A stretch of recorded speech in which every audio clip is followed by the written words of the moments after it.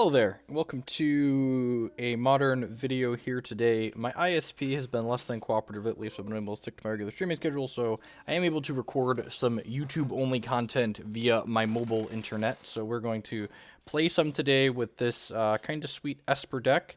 This is a deck that I've worked on in the past before, and kind of put it down for a while, and we're coming back to it now that it has some more tools that it didn't have previously.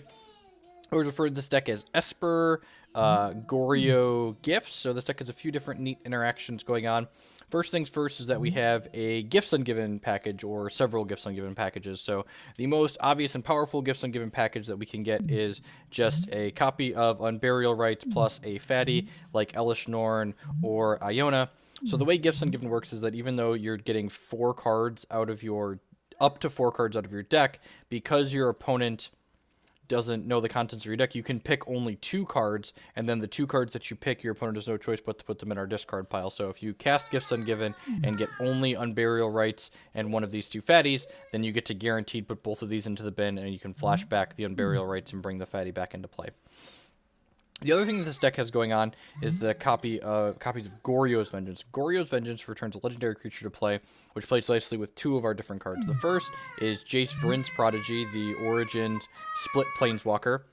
And the way Goryo's Vengeance works well with Jace is that if we have enough cards in our discard pile to flip our Jace, we can cast Goryo's Vengeance, returning Jace to play, draw, and discard with him, and then we exile him and return him to play as a Planeswalker, and then he's a new instance of a new card, so he's no longer going to be exiled by the Goryo's Vengeance.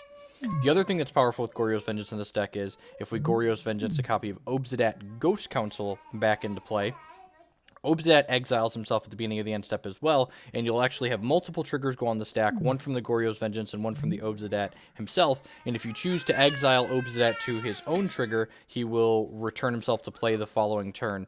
So basically, Goryo's Vengeance is a way to permanently reanimate Obzedat Ghost Council. And then past that, we have a bunch of just different disruption and card selection. We've got a small discard suite here with Inquisitions and Thoughtseizes. We've got copies of Collective Brutality. We've got some copies of Fatal Push. You'll notice here we have a singleton Duress in the main deck, which seems a little bit odd when you glance at it, but the reason why there's a Duress here as opposed to an Inquisition or a Thoughtseize is that Gifts Ungiven gets you 4 differently named cards.